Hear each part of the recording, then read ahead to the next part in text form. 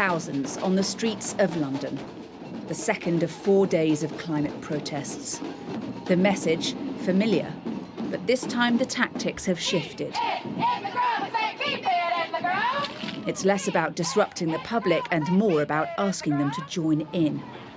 For campaigners like Chris Packham, an important new direction. I mean, no one here is being arrested, no one's sticking themselves to anything, no one's throwing any soup. I hope they haven't got any soup with them, to be quite honest with you. But, you know, we're asking people to step up at this time, to move one rung up of their comfort zone into activism.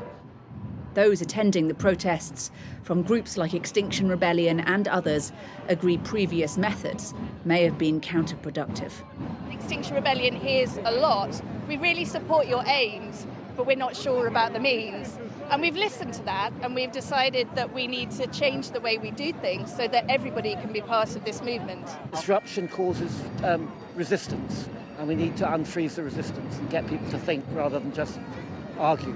There was an air of nervousness due to their previous tactics. Yeah. That have been a bit. You didn't want to get arrested, for example. No, and you know, you want to be safe and feel that the people that you're bringing with you are safe. But although the intention appears to be for a peaceful and orderly gathering, events may get in the way. On Sunday, hundreds of thousands of people are due to come to central London to either take part in or watch the marathon. Now, we are told that there is no intention to disrupt that event, but the concern is there will just be too many people in too small an area. Whatever happens, these protesters say they will keep demanding change in the weeks and months ahead. Simmering under the cordial atmosphere here is a deep fear of the future and growing contempt for politicians.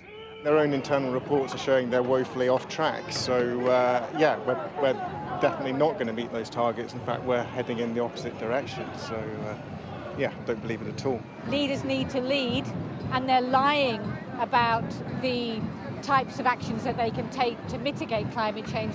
They're not doing enough, they're not stopping fossil fuels, and that's what we need to do. That seems unlikely.